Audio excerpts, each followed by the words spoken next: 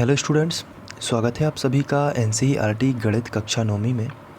और आज हम प्रश्नावली 8.1 का प्रश्न क्रमांक 12 सॉल्व करेंगे। तो आइए सबसे पहले प्रश्न पढ़ लेते हैं। इसमें हमें दिया गया है ABCD एक समलंब चतुर्भुज है, यानी कि एक समलंब है जिसमें AB समांतर DC और AD बराबर BC है। देखिए आकृति 8.23। तो इस क्वेश्चन के साथ में हमें एक आकृति दी गई है, तो चलिए हम वो आकृति देख लेते हैं। ये देखिए, इसमें हमें ये देखिए ABCD एक समलंब चतुर्भुज दिया गया है। इसमें समलंब चतुर्भुज आप सभी जानते हैं, ऐसा चतुर्भुज जिसमें दो भुजाएं समांतर हों और दो भुजाएं असमांतर हों। आप देख सकते हैं AB और DC जो हैं ये दोनों समांतर हैं, ये हमें दिया गया है। तो बाकी की AD और BC ये समांतर नहीं है। अगर इन्हें आगे की ओर बढ़ाएं तो ये क्रॉस हो जाएंगी, और इन्हें कितना भी आगे की ओर बढ़ा दें, ये वाली और ये वाली, ये कभी भी क्रॉस नहीं होगी क्योंकि ये एक दूसरे के समांतर हैं। तो AB और DC ये एक दूसरे के समांतर हैं, जबकि ये वाली भुजा AD और BC ये समांतर नहीं है। अगर इन्हें आगे की ओर बढ़ा दें तो ये क्रॉस हो जाएंगी। ये देखिए, चलिए तो इतना हमें दिया गया है। तो सबसे पहले हम यही लिख लेते हैं जो हमें दिया गया है।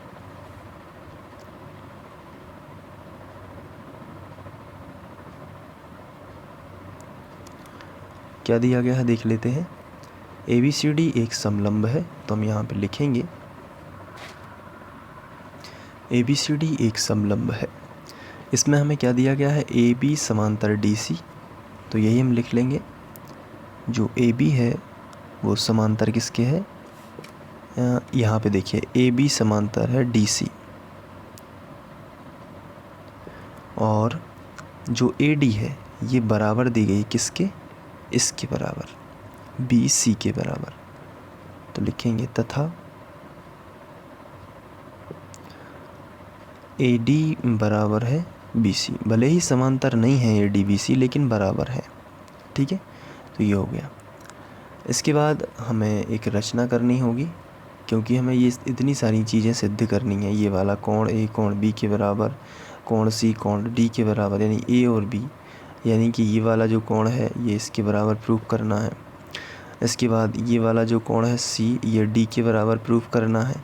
ये सब चीज़ें, तो इसके लिए हम एक रचना करेंगे। देखिए यहाँ पे पहले से ही बना है आकृति में। तो ये एक असल में एक रचना है जो कि हमें संकेत के तौर पर दी गई थी। संकेत में ये लिखा है कि AB को बढ़ाइए और C से होकर DA के समांतर एक रेखाखंड खींचिए। तो AB को बढ़ाइए और AD के समांतर एक रेखाखंड है CE। तो यहाँ पर हम लिखेंगे रचना।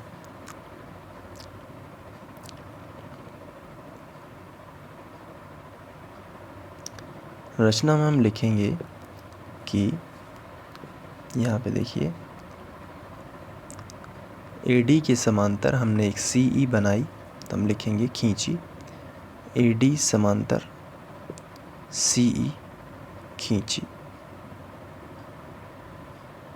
ये भुजा हमने खींच दी। AD की समांतर कौन सी, CE, और जो AB को बढ़ाने पर E पर मिलती है। तो यहाँ पे हम लिख देते हैं जो AB को बढ़ाने पर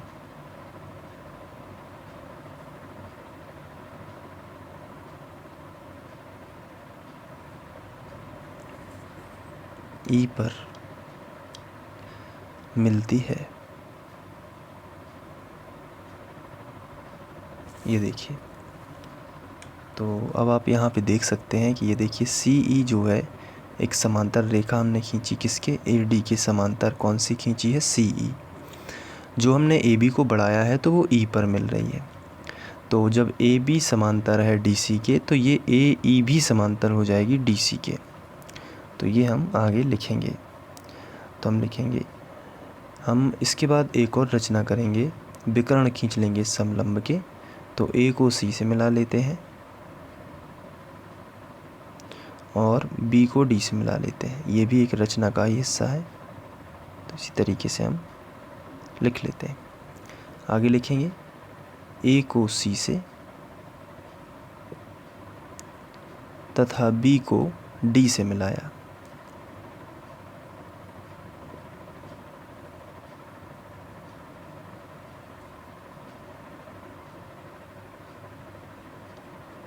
ये देखिए, तो ये हमने इतनी सारी रचना की है। ये एक लाइन खींची है और ये दोनों लाइन, तो 3 लाइन हमने टोटल खींची हैं। अब हम उपपत्ति करेंगे। उपपत्ति में हमें क्या लिखना होता है, इसके पहले हम सिद्ध करना है ये लिखेंगे। तो इस तरीके से हम लिखेंगे सिद्ध करना है। अब जो चीज़ें हमें सिद्ध करनी है तो वो हमें क्वेश्चन में ही दी गई हैं, तो हम वो सब उठा के लिख देते हैं। ये देखिए, इस तरीके से हमें लिख देना है। अब हम हेडिंग डालेंगे उपपत्ति। अब उपपत्ति में हमें चित्र भी बड़े ध्यान से देखना है। हमने इसके पहले ये देखा है कि AD जो है वो समांतर किसके है, CE के। जो DA है वो समांतर है CE के, या AD समांतर है EC के। तो हम यहाँ पे लिखेंगे कि जो AD है वो समांतर है किसके, EC के। ये हमें पता कैसे है, रचना से। और दूसरा जो है, हमें ये भी पता है या हमें दिया गया है यहाँ पे कि जो AE है ये समांतर है DC के। तो हम यहाँ पे लिखेंगे कि AE जो है वो समांतर होगा DC के। ये दिया गया है, क्योंकि AB जो है वो DC के समांतर है, तो AE भी होगी DC के समांतर। तो इस प्रकार हम कह सकते हैं कि जब ये इसके समांतर है और ये वाली जो भुजा है ये इसके समांतर है, तो ये AECD एक समांतर चतुर्भुज हुआ। तो लिखेंगे तब AECD एक समांतर चतुर्भुज होगा।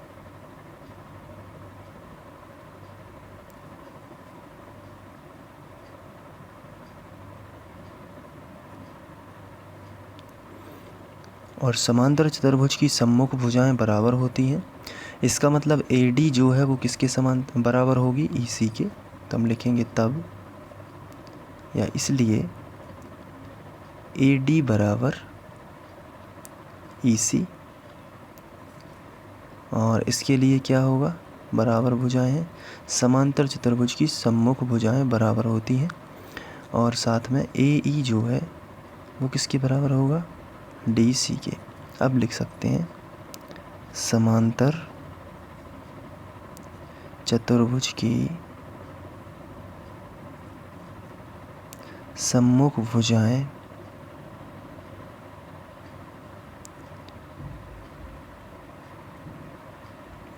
बराबर होती हैं।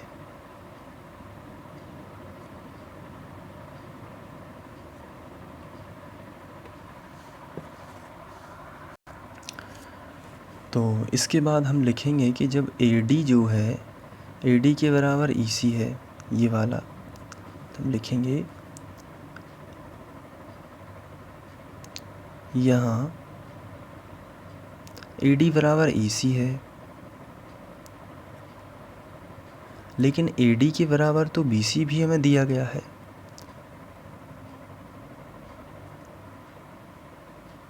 तो अगर हम समीकरण इसको 1 बना दें और समीकरण 2 बना दें तो हमें पता चलता है कि ये दोनों आपस में बराबर होंगे, क्योंकि AD बराबर है तो ये दोनों आपस में बराबर होंगे। तो ED बराबर क्या हो जाएगा, BC।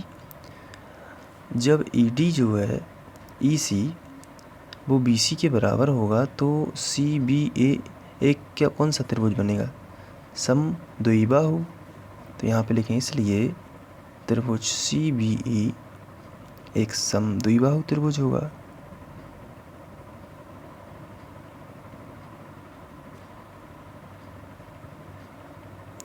जब ये समद्विबाहु त्रिभुज होगा तो इसकी सम्मुख भुजाएं जो है ना, इसके सामने के कोण बराबर कर देंगी।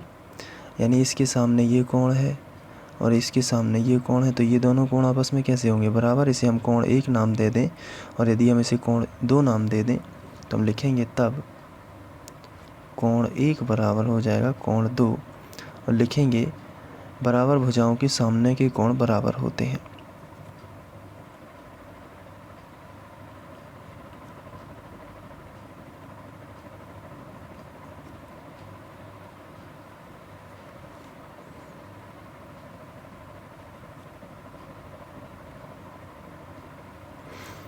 अब इसके बाद यदि ये दोनों कोण बराबर हैं तो कोण एक और ये कोण बी जो है ये 180 बनाएगा कि नहीं, क्योंकि रैखिक युग्म कोण है। तो हम यहाँ पे और ये वाला जो है ये भी 180 बनाएगा। तो हम यहाँ पे लिखेंगे कि कोण एक और ये हो जाएगा कोण बी, समलंब के अंदर का जो है ये कोण बी है। तो यहाँ पे लिखेंगे हम कि चित्र से कोण एक प्लस कोण बी बराबर 180, और क्योंकि ये जो है ये रैखिक युग्म है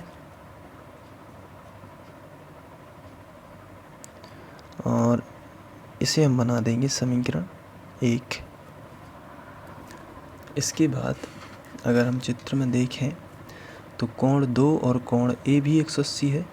तो लिखेंगे कोण 2 प्लस कोण ए बराबर 180, और ये वाला जो कोण है वो है तिर्यक रेखाओं के एक ही ओर के कोण, और इसे हम बना सकते हैं समीकरण 2। तो ये 180 के बराबर है, ये भी 180 के बराबर, तो ये दोनों आपस में कैसे हो जाएंगे, मतलब कि आपस में बराबर हो जाएंगे। इसे हम समीकरण 3 बनाएंगे, क्योंकि 1 और 2 हमने बना लिए हैं, और इसे बनाएंगे समीकरण 4।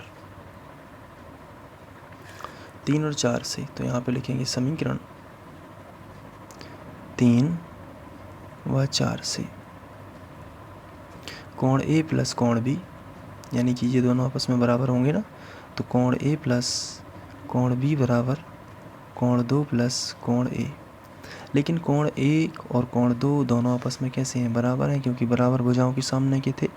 तो हम इसको क्या करेंगे, लिखेंगे कोण बी बराबर, ये दोनों कैंसिल हो जाएंगे, तो क्या बचेगा, कोण बी बराबर कोण ए, क्योंकि कोण ए बराबर है कोण 1 बराबर कोण 2 है।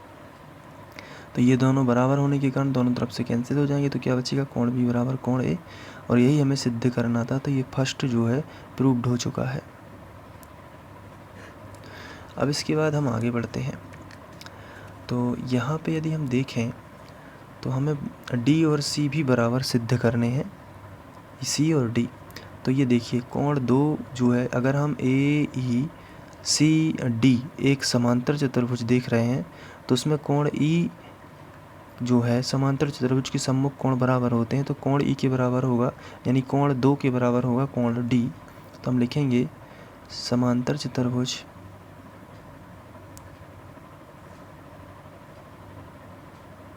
अब हम सेकंड नंबर का प्रूव कर रहे हैं, तो इसलिए समांतर चतुर्भुज ए ई सी डी में यहाँ पे हम लिखेंगे कि कोण 2 के बराबर होगा कोण डी, और ये जो कोण सी है ना, ये किसके बराबर होगा, 1 के बराबर। क्यों, क्योंकि जेड आकृति का कोण बन रहा है, तो 1 के बराबर क्या होगा, सी, तथा कोण 1 बराबर होगा कोण सी। तो अगर हम इसको देखें, इसको बना दें समीकरण 5 और इसको बना दें समीकरण 6, तो 5 और 6 से देखें तो 1 और 2 जब बराबर हैं आपस में, तो ये दोनों भी आपस में बराबर होंगे। 1 और 2 तो आपस में बराबर पहले ही से हैं, तो यहाँ पे लिखेंगे इसलिए कोण सी बराबर कोण डी, चूँकि कोण 1 बराबर क्या है, कोण 2। तो ये हो जाएगा सेकंड का प्रूफ।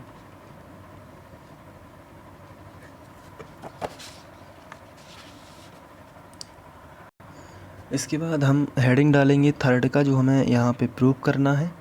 तो थर्ड में हमें 2 त्रिभुज सर्वांग सम सिद्ध करने हैं, तो दोनों त्रिभुज ले लेते हैं। पहला है ए बी सी, ये वाला त्रिभुज ए बी सी, तो त्रिभुज ए बी सी, तथा दूसरा त्रिभुज है ए बी डी, यानी ए बी दोनों में आएगा, ए बी सी और ए बी डी, तथा त्रिभुज ए बी डी, या इसको ऐसे भी पढ़ सकते हैं बी ए डी, तो बी ए डी भी पढ़ सकते हैं, एक ही बात है। अब दोनों त्रिभुजों में क्या है, इसमें अगर हम दोनों चित्रों को अलग अलग समझें तो ये देखिए अलग अलग निकाल दिए हैं। यहाँ पे हम इसको सीधा रख दें, ये देखिए, तो ए बी डी एक त्रिभुज ये है, दूसरा ए बी, ये भुजा दोनों में कॉमन है ए बी, और यहाँ पे है ए बी सी। तो आप यहाँ पे देख लीजिए। अब ए बी बराबर ए बी दोनों में है ना। अगर हम ये वाला त्रिभुज पढ़ते हैं ना ए बी सी, ये देखिए अगर हम ये वाला त्रिभुज पढ़ते हैं ए बी सी तो भी ए बी आती है, और अगर हम ये वाला त्रिभुज पढ़ते हैं ए बी डी तो भी ए बी आती है। तो यहाँ पे लिखेंगे ए बी बराबर ए बी उभयनिष्ठ भुजा। 3 समानताएं चाहिए हमें, पहली समानता मिल चुकी है, उभयनिष्ठ भुजा है। दूसरा क्या है, दूसरा कि ये दोनों भुजाएं बराबर दी गई हैं। इस वाले त्रिभुज की ए डी दूसरे वाले त्रिभुज की बी सी के बराबर। तो हम यहाँ पे लिखेंगे, पहले हमने कौन सा त्रिभुज लिया है ए बी सी, तो पहले हमें बी सी लिखना होगा। तो बी सी बराबर इस वाले त्रिभुज की ए डी, ये हमें दिया है। इसके बाद तीसरी विशेषता क्या है, तीसरी विशेषता ये देखिए कोण बी जो है यहाँ पे, और इस वाले त्रिभुज में यदि हम देखें कोण ए, ये दोनों आपस में बराबर है। तो हम यहाँ पे लिखेंगे कि कोण ए बराबर, सॉरी कोण बी पहले आएगा, कोण ए बाद में आएगा, और ये हमें दिया गया था, इसके पहले हमने सिद्ध किया है, तो सिद्ध कर चुके हैं, सिद्ध कर चुके हैं। तो ये तीनों समानताओं के कारण ये दोनों त्रिभुज सर्वांग सम हो जाते हैं, इसलिए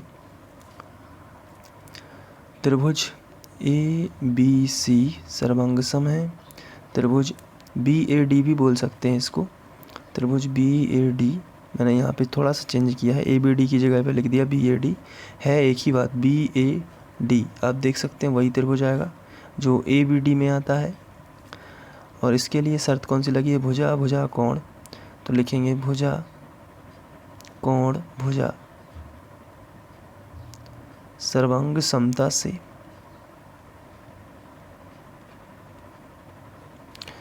तो इनके जो संगत अवयव हैं, जैसे हमारा त्रिभुज ए बी सी का जो संगत अवयव ए सी है, और ए बी डी त्रिभुज जो है इसका ये बी सी दोनों आपस में बराबर हो जाएंगे, जो कि विकर्ण के तौर पे हैं।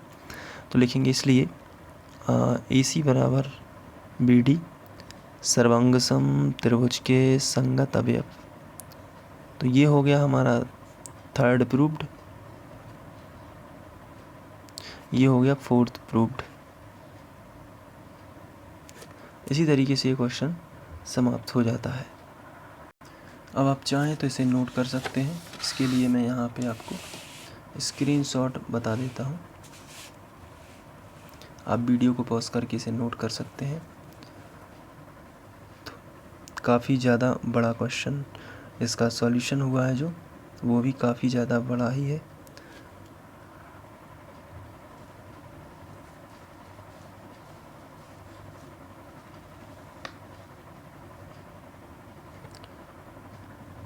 चलिए मिलते हैं नेक्स्ट प्रश्नावली में। Thank you.